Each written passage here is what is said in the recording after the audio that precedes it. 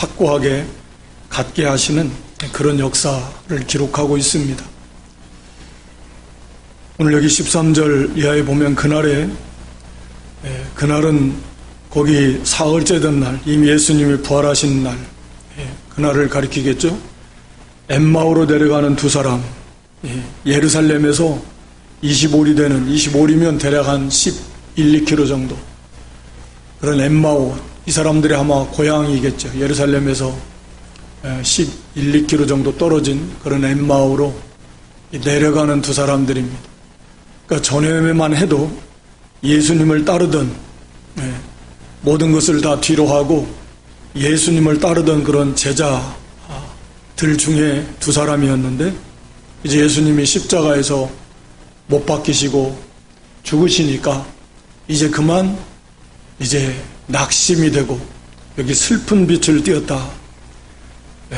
17절에 보면 슬픈 빛을 띠고, 예수님 사랑하시는 이 예수님이 이렇게 불의하게 십자가에 죽으셨으니까 그 예수님을 생각해서 인간적으로도 물론 슬퍼할 수 있겠고, 또 지금 이들의 상태가 낙심과 또 슬픔 가운데 푹 처져가지고 예수님을 따르던 그 자리에서 이제는 다시 엠마오로, 자기들의 고향으로 내려가는 그들의 모습을 보여주고 있습니다. 그래서 그렇게 낙심하고, 그래서 육신 중심으로 예수님을 믿고 섬기다가 이런 진리를 모르고 또 부활신앙을 가지고 있지 못해서 그만 낙심해서 다시 옛날로, 또는 육신 중심으로, 또는 세상 중심으로 다시 내려가 버리는 그러한 사람들이 오늘날도 얼마든지 교회 안에 많이 있을 수 있습니다. 그러한 성도들을 우리 주님이 친히 찾아가셔서 그들을 일깨우시고 그들의 신앙을 다시금 부활신앙을 견고하게 세워주셔서 엠마오에서 다시금 엠마오를 향해 가다가 다시 예루살렘으로 향해서 이렇게 나아가는, 그리고 예수 그리스도를 증거하는 그런 믿음으로 이렇게 세워주신 것입니다. 먼저 우리가 이 두 사람 왜 예수님을 따르던 그 신앙의 자리에서 낙심하고 슬퍼하면서 이렇게 다시 엠마오로, 다시 옛날의 모습으로 그렇게 육신과 세상 중심으로 내려가는 그런 길을 걸어갈 수밖에 없었는가? 먼저 우리가 생각할 수 있는 것은, 첫째는 잘못된 메시아관입니다. 당연히 거기 보면은 예수님에 대해서 말하면서 거기 21절에 우리는 이 사람이 이스라엘을 구속할 자라고 바랐노라. 즉 예수님을 이스라엘의 구원자, 메시아로 바라봤다는 거예요. 사실 예수님 메시아이신데, 그런데 이 사람들이 이 말을 보면 자기들이 이스라엘을 구속할 자라고 바랐는데 결과는 지금 드러난 걸 보니까 아니다.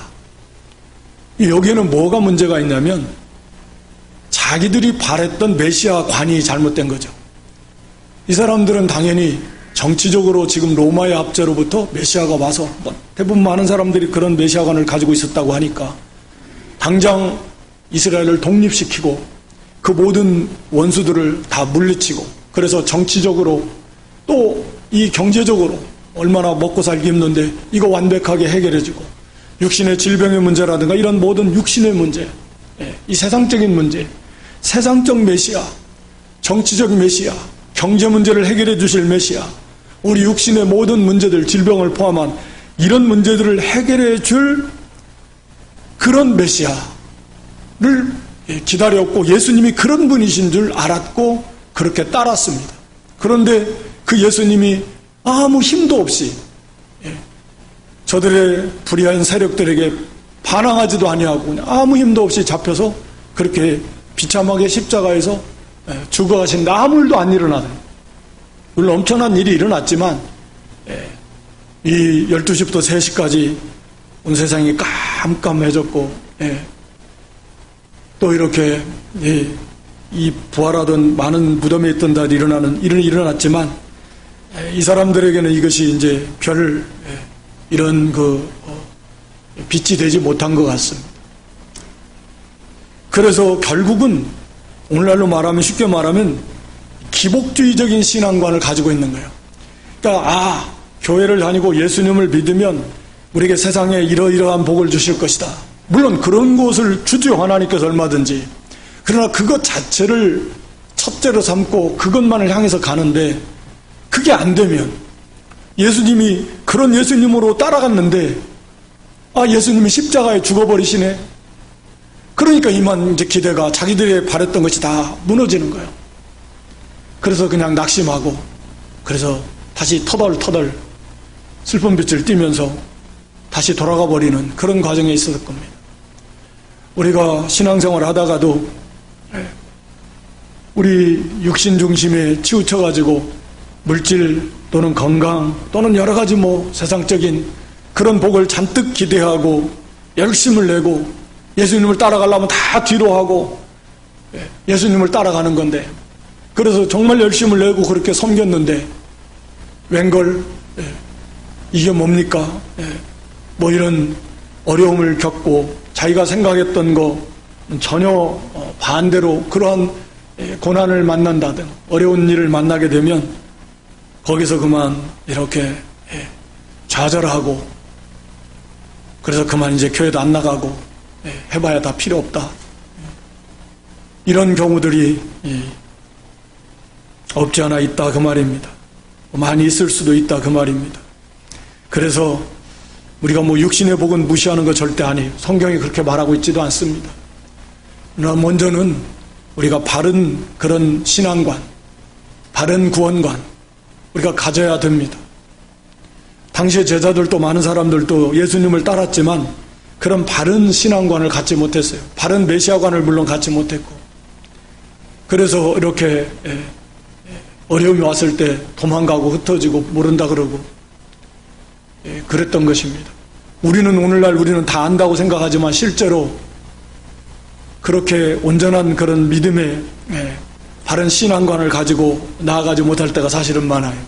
지식으로는 안다고 하는 것 같지만 실제로 그런 믿음에 서지 못해서 막상 어떤 기대치에 벗어나고 어려운 일을 만날 때에는 그렇게 어쩔 바를 모르고 믿음이 좋았던 그런 같이 보였던 분들도 그냥 푹 시험에 빠지는 경우들도 있고 그런 경우들이 있습니다.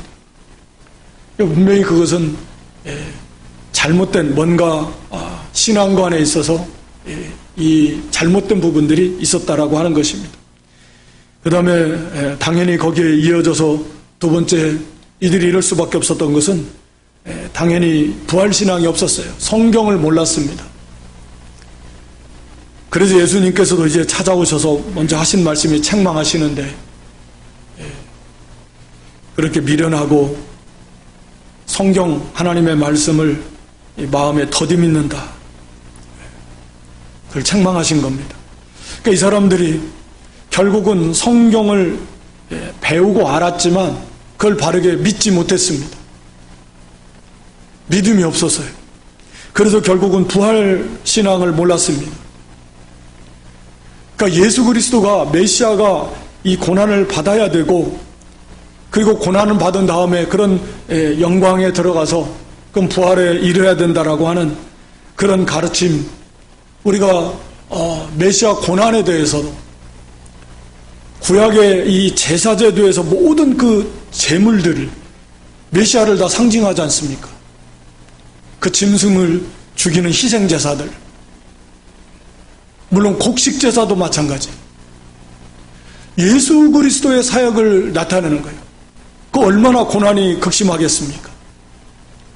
짐승이, 아무 죄가 없는 짐승에게 죄 지은 사람이 그 머리에다 안수해서 그 죄 지은 사람의 죄가 짐승에게 전가되는 것이고, 그래서 그 죄가 전가된 그 짐승이 사람 대신 죽여서, 그래서 피를 다 쏟고 가죽을 다 벗기고 여러 덩이로 조각조각 내서 그래서 단위에다 놓고 불로 태워버리는 번제 제사, 그 예수 그리스도가 당하신 그런 모습을 생생하게, 정말 실감나게 구약의 제사들이, 모든 제사법이 다 그걸 보여주고 있잖아요.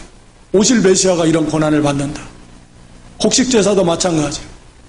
다 가루, 자기가 다 깨어지고 부서지고 완벽하게 순종하는 가루에 이르기까지 그런 순종의 그런 메시아의 모습들을 다 보여주는 겁니다. 그런 고난, 우리가 시편 22편에도 메시아 시편이라고 할 만큼 메시아가 당하는 고난에 대해서 가르쳐주고 있습니다. 이사야 53장은 말할 필요도 없습니다. 그러니까 구약의 성경, 당시에는 구약의 성경이겠죠. 메시아가 오면 반드시 이런 고난 가운데 사역을 해서 비참하게 고난을 받는다. 이거 하나를 몰라가지고 그걸 믿지 않아가지고 십자가에 죽는 거 고난받는 것을 이해를 하지 못하는 거죠.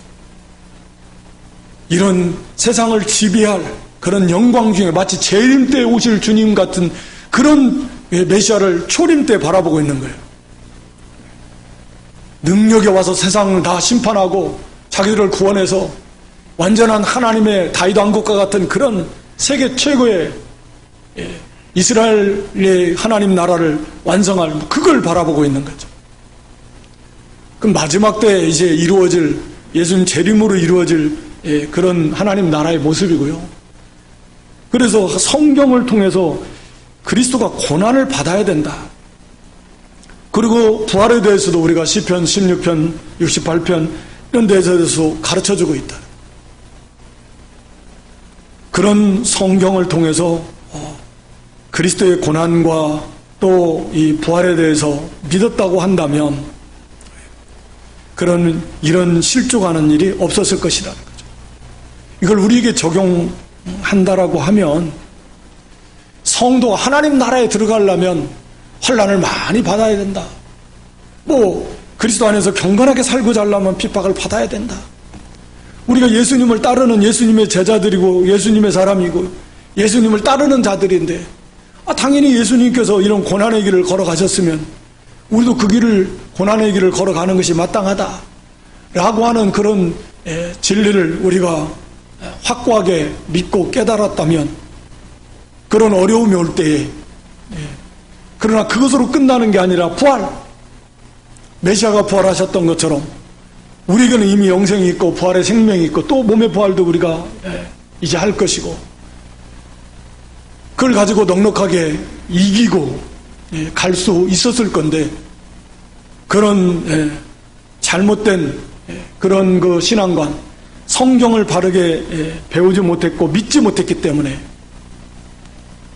그래서 이렇게 낙심해서 엠마오로 이렇게 떨어져 예루살렘에서 엠마오로 가려는 그런 두 제자들의 모습 우리에게 이렇게 우리가 볼 수 있게 되는 겁니다. 그러니까 우리가 이러한 자리에 얼마든지 빠질 수 있다.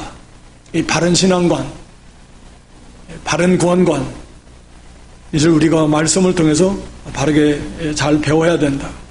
그런 이 두 사람에게 예수님이 찾아오셨습니다. 찾아오셔서 먼저 그들의 눈이 가리워졌다 그랬습니다. 이들이 이미 이들의 상태가 가리워졌다라는 말은 하나님께서 이렇게 가리워 놓은 건데 이것은 이들의 신앙의 상태가 그만큼 소경과 같다. 영적으로 이것을 이제 보여주고 있는 것입니다.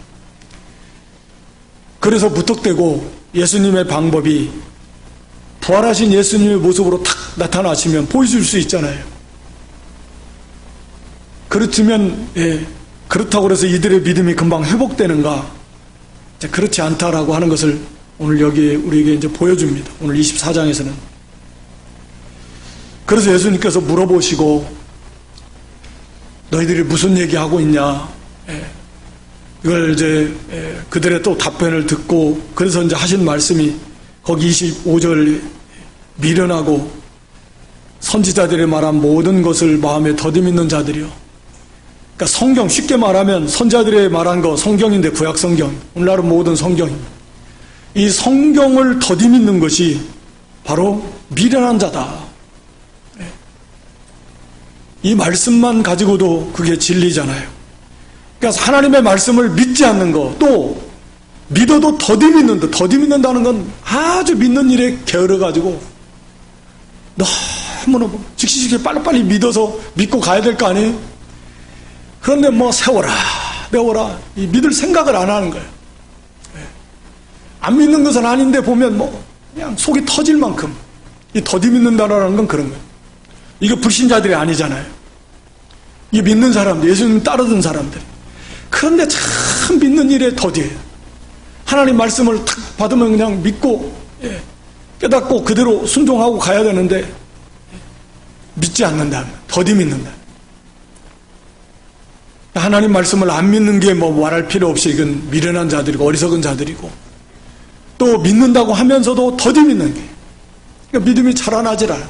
하나님 말씀을 제대로 잘 믿지를 않는 거예요.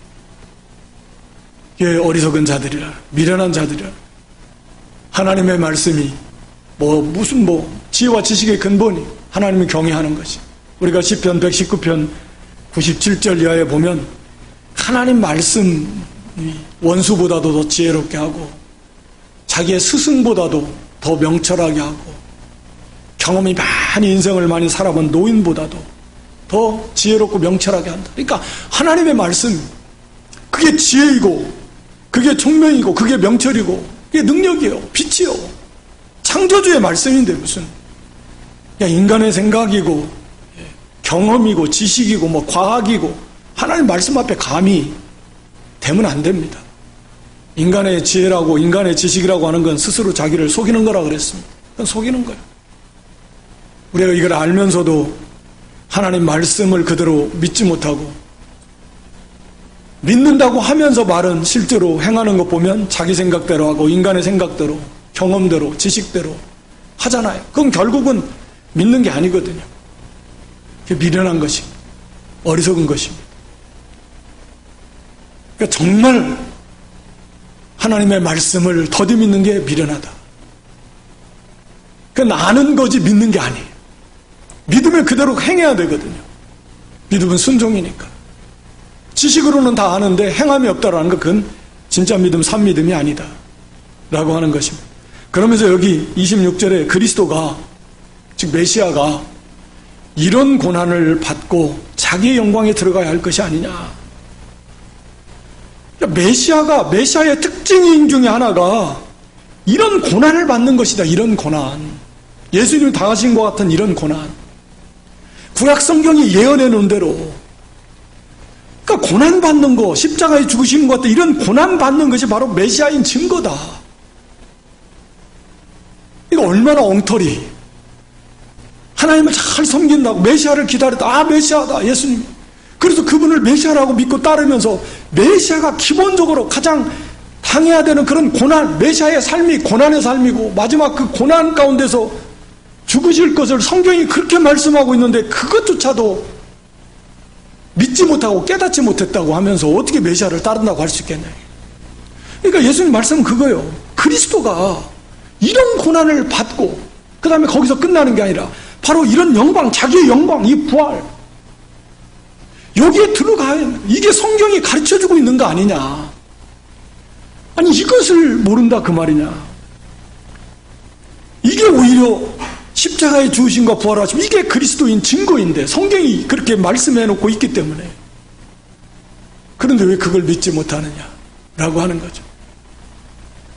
말씀드린 대로 성도가 고난받는 게 당연하지 그걸 왜 이상하게 생각해. 그리고 그게 얼마나 큰 영광인데 그걸 몰라. 부활체의 영광이 다 다르다고 우리가 배웠는데 더 영광스러운 부활체에 들어가는 거예요. 당연히 성도라고 하면 이런 고난 받아야지. 그리고 그런 자기 영광에 들어가야지. 그걸 몰라? 라고 하는 말씀 받을 수 있는 겁니다. 그리스도라고 하면 당연히 이게 그리스도다. 이게 만약에 그리스도라고 하는데 고난이 없다.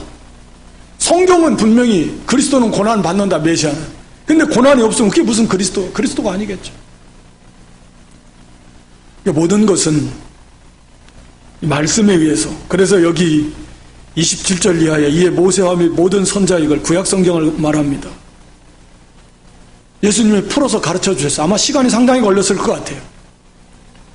11, 2km 정도 되는 거리, 뭐 한 몇 시간 걸어가야 될 건데, 아마 한 그래도 예수님이 이렇게 가르쳐 주시려면 적어도 뭐 이렇게 말씀으로 이렇게 대략하셔도 1시간 이상은 충분히 동행하시면서 한두 시간 가르쳐 주셨을 것 같은데, 그래서 모세 오경 해가지고 모든 선지자, 모세와 선지자의 글, 또는 모세와 또 시편과 선지자 글, 이렇게 구약성경을 세 부분으로 크게 나누기도 하고요, 두 부분으로 나누기도 합니다. 근데 이건 구약성경을 다 가리키는 표현입니다. 구약성경을 들어서 예수 그리스도 메시아가 어떤 고난을 받고 그 다음에 부활할 것인가 하는 것을 예수님이 다 풀어서 가르쳐 주셨어. 그래서 32절에 보면 우리에게 길에서 우리에게 말씀하시고 우리에게 성경을 풀어주실 때 우리 속에서 마음이 뜨겁지 아니하더냐. 마음이 뜨거워. 그 말씀이 이 말씀이구나. 그걸 깨달아야 된다는 거예요. 말씀이 깨달아지면 뜨겁습니다. 그게 믿어지고 막 그 기쁨이 있고 또 그대로 행하고자 하는, 그러니까 이 믿음이 생긴 거예요.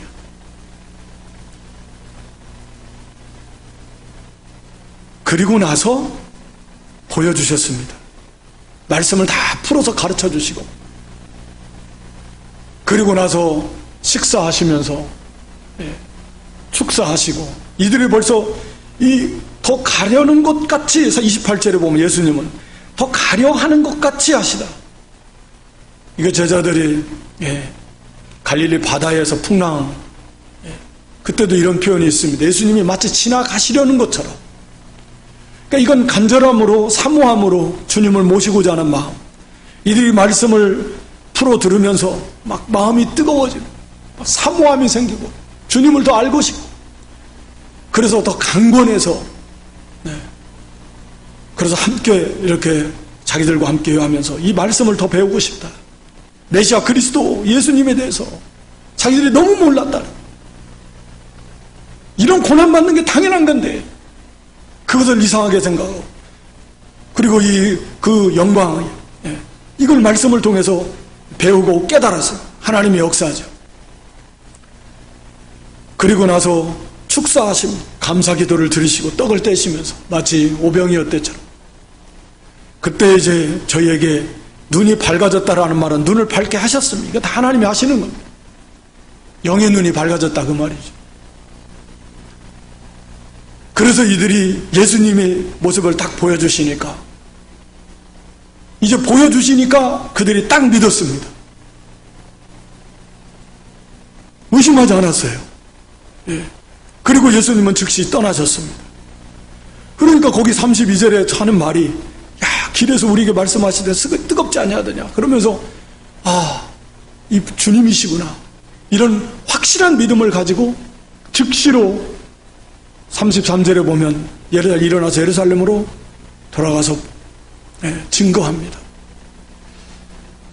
그러니까 예수님께서 먼저 이 두 사람에게 예수님의 모습으로 딱 나타나신 것이 아니라, 그런 상태에서 나타나면은 믿을 것 같아도 안 믿어요. 그 얘기가 거기 36절 이하에 나와 있습니다. 제자들이 모여 있었어요. 가보니까 예루살렘에 돌아가 보니까 11사도, 이 33절에 11사도와 및 그와 함께한 자들이 다 모여 있었습니다. 그때 예수님이 나타나셨어요. 36절에. 그래서 갑자기 나타나셔서 너에게 평강이 있을지어다 말씀하시니까 예수님이거든요, 다. 근데 그 나타난 현상들이 어떤 현상들이 나타났어요? 37절에 저희가 놀라고 무서워하고 유령으로 생각하고, 또 41절에 가서는 기쁘기는 기쁜데 믿지 못하고. 그러니까 예수님이 직접 예수님의 부활체 모험을 먼저 딱 보여주셨는데, 예수님 이렇게 딱 믿는 게 아니에요. 물론 눈으로 보고도 믿을 수 없을 만큼 이 부활은 그렇게 놀라운 겁니다. 그러니까 무뚝대고 부활체 예수님 모습이 탁 나타나면 믿을 것 같은데, 제자들조차도 오히려 두려워하고 뭐 유령인가 생각하고 기쁘기는 기쁜데 믿지를 않아요. 그래서 예수님 하신 일이 뭡니까? 44절 이하에 그 물론 이제 먹을 거 가져와라 잡수시기도 하고 또 만져보라고도 하는데 결국 핵심은 44절 이하에 말씀을 또 가르쳐 주세요. 그래서 거기 45절에 이에 저희 마음을 열어 성경을 깨닫게 하시고,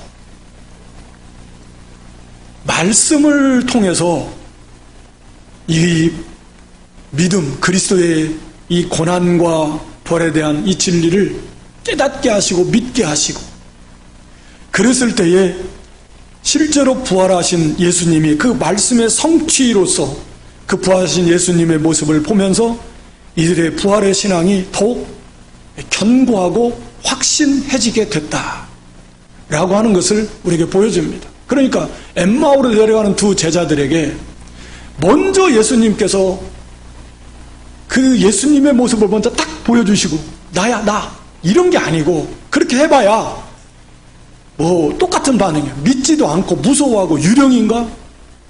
얼마나 막 무섭고, 왜 믿음이 없는 상태에서.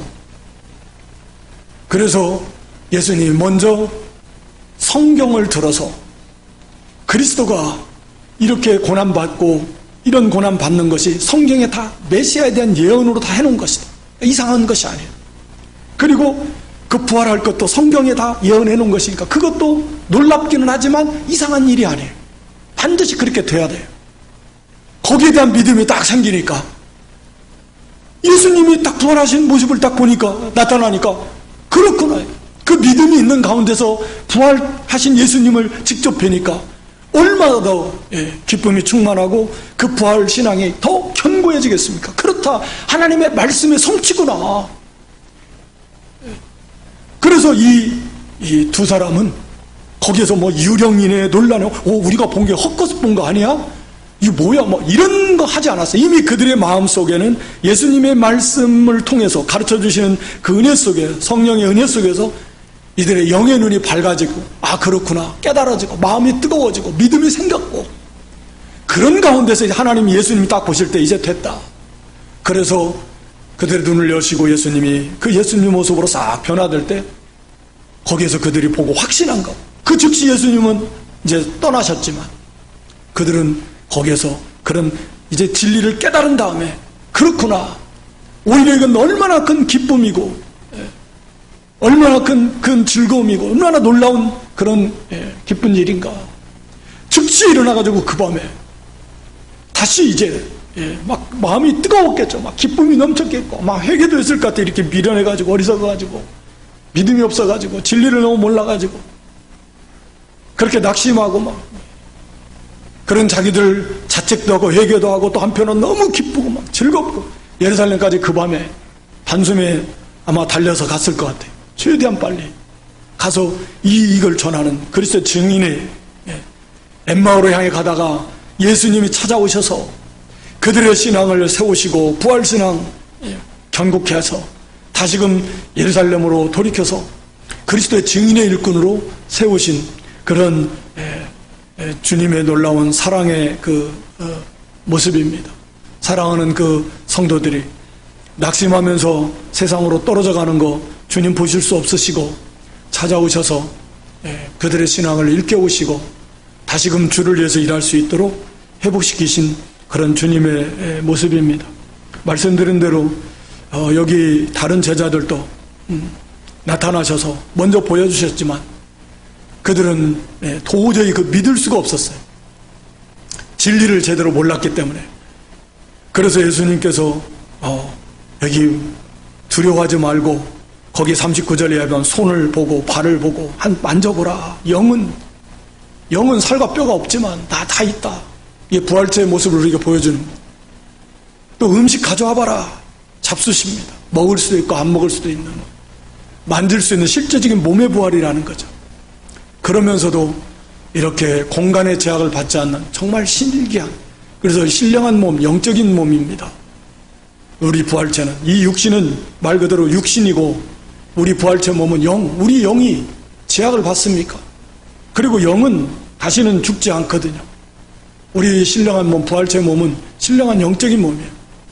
그래서 하나님 나라에서 살기에 합당한 몸입니다. 다시 죽지도 않아요. 공간의 제약을 받지도 않습니다. 우리의 영이 그렇듯이 우리 부활체도 그 영과 딱 하나가 되어서 딱 쓰임받기에 합당한, 세세토록 하나님 나라 살기에 합당한 몸, 그래서 영적인 몸입니다. 그런 몸으로 예수님의 부활체의 모습을 그러면서도 먹을 수도 있어요. 예. 그리고 서로 만져볼 수도 있고 알아볼 수도 있고 찬양하고 사랑하고 교제하고 섬기고, 하나님 나라인데 하나님 나라에 가서도 하나님 나라 일 해야 될 거 아닙니까? 섬기는 일하고 기쁨으로 즐거움으로 자원함으로 감사함으로, 그러면 뭐 피곤한 것도 없을 것이고, 그렇게 부활체 몸 보고도 사실은 믿을 수 없었습니다. 그래서 이제 말씀을 다 풀어서 가르쳐 주시고 마음을 열어서 깨닫게 해주신 겁니다. 그렇구나, 하나님께서 마음을 열어서, 누디아의 마음을 열어서 그 말씀이 믿어지고 깨달아지게 하신 것처럼 이 마음을 열어 성경을 깨닫게 하시고, 그러니까 우리가 제자들이 눈으로 보고도 예수님을 3년이나 따라다닙니다. 그런 예수님을 눈으로 보고도 믿지 못했지만, 우리는 예수님 2000년 지난 이 시대에 우리가 예수님 본 적이 없습니다. 볼 수도 없고, 이 땅에 계셨을 때 예수님 모습, 우리는 그냥, 더군다나 우리는 유대인도 아니에요. 이 이스라엘 역사 사실 원리적으로 우리가 몰라. 이방 나라에서 헛된 그런 우상의 문화에서 여러 가지 잘못된 신화 그런 사상 속에서 그렇게 자라났던 사람들, 그런 우리가 이 말씀만을 통해서 예수님을 믿고 예수님의 십자가, 예수님의 대속의 죽음, 예수님의 부활 보고도 믿기 어려운 것이 이 부활인데, 우리는 그냥 말씀만 들어서 예수님의 부활이 믿어진다라고 하면 이것이 얼마나 놀라운 하나님의 역사냐.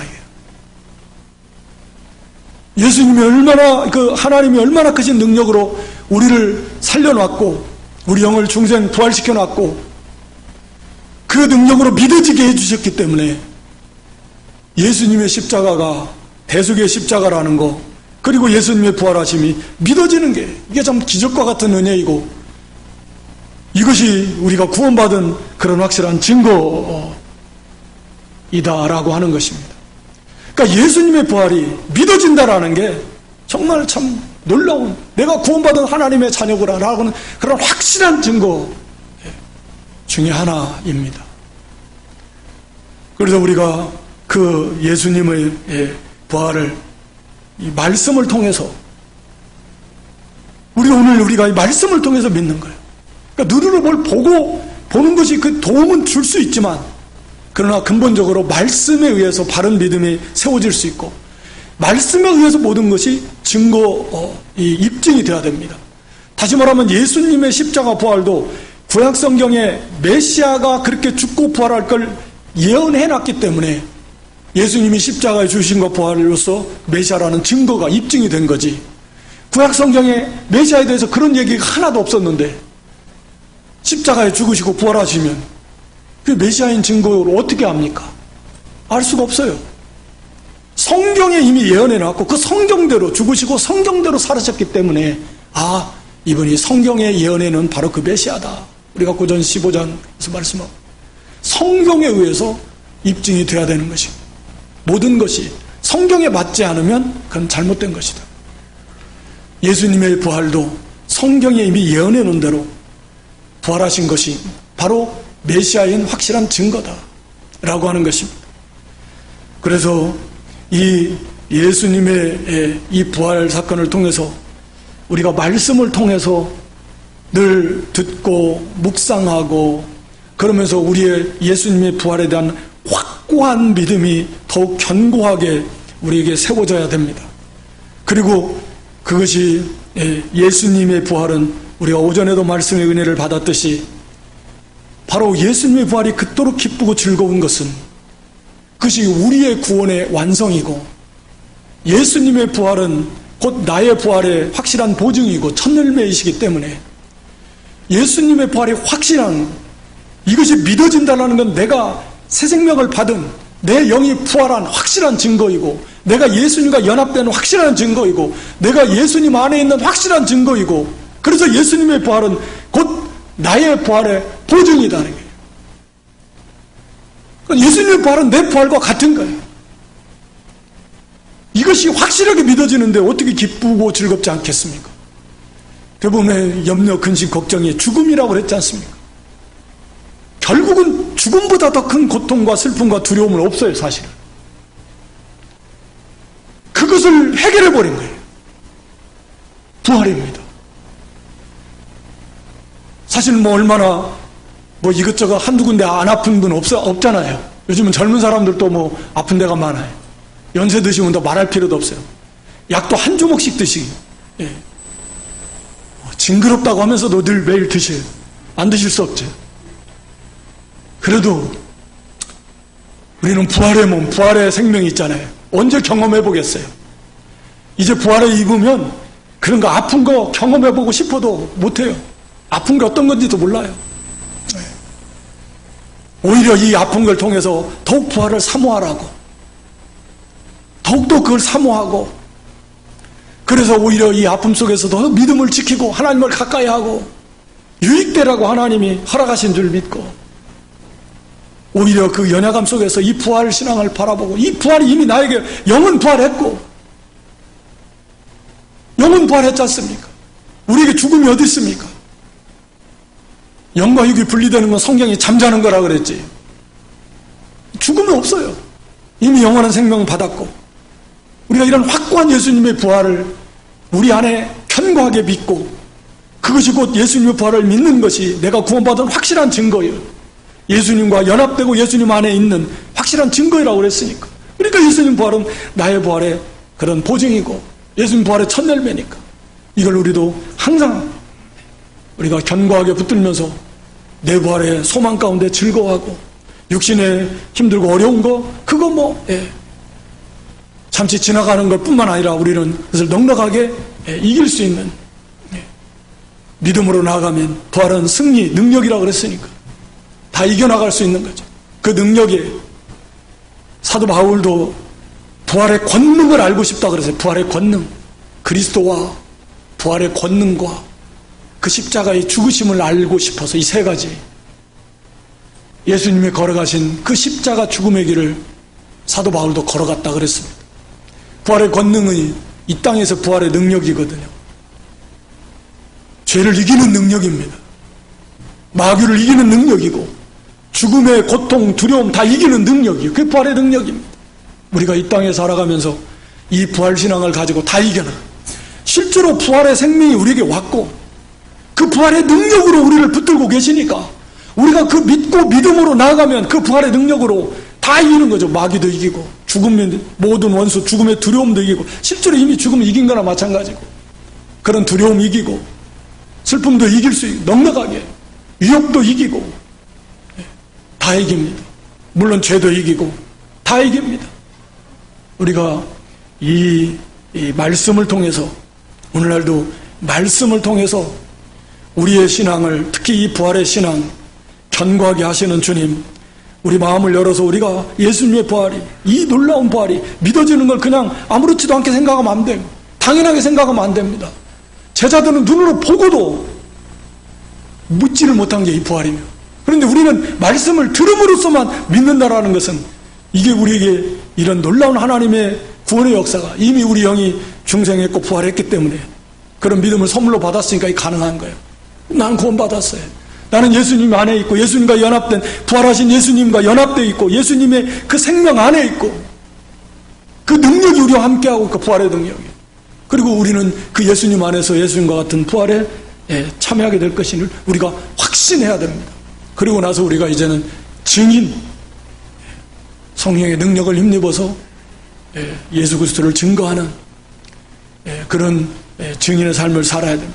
그래서 기뻐하고 즐거워하고 두려워하죠. 또 이기고, 그러면서 예수님을 증거하는 그런 부활의 신앙을 저와 여러분들이 좀 더 확고하게 이렇게 가져서 이렇게 승리하는 그런 삶을 사시기를 주님의 이름으로 축원합니다. 아버지 하나님, 엠마오로 내려갔던 이런 두 제자들, 참으로 기복주의에 빠졌고 잘못된 신앙관에 빠졌고 무엇보다 성경을 잘 모르고 믿지 않아서 예수님의 고난과 부활에 대한 진리를 깨닫지 못해서 그렇게 이렇게 내려갔다 그랬습니다. 주님 찾아오셔서 말씀을 통해서 그들을 깨우치시고 믿음을 더해 주시고 부활하신 주님의 모습을 보여주심으로 그들의 부활신앙을 더욱 견고하고 확신케 해서 그리스도의 증인으로 세워주신 주님, 또 제자들에게도 마찬가지라고 그랬습니다. 오늘 우리에게도 이 말씀을 통해서 다시금 예수님의 십자가와 부활의 확고한 그런 신앙 우리에게 세워지게 하시고 이 믿음이 얼마나 크고 놀라운 하나님의 역사의 또 결과이고 큰 선물인가를 다시 한번 확신해서 우리가 예수님의 부활이 이제 믿어짐으로 이제는 우리가 예수님 안에 있는 걸 믿고 예수님의 부활이 곧 나의 부활의 보증이요 우리 부활의 첫열매신 예수님을 바라보면서 이미 우리가 영인 부활을 했고 우리 몸도 그렇게 부활할 걸 믿고 모든 육신의 죽음의 두려움과 슬픔과 고통과 괴로움을 넉넉하게 이기고 나아갈 수 있는 그런 믿음들 되게 해 주시옵소서. 나아가 예수 그리스도를 담대하게 증거할 수 있는 부활의 증인의 삶 또한 살 수 있는 믿음들 되게 해 주시옵소서. 예수님의 이름으로 기도드리옵나이다. 아멘.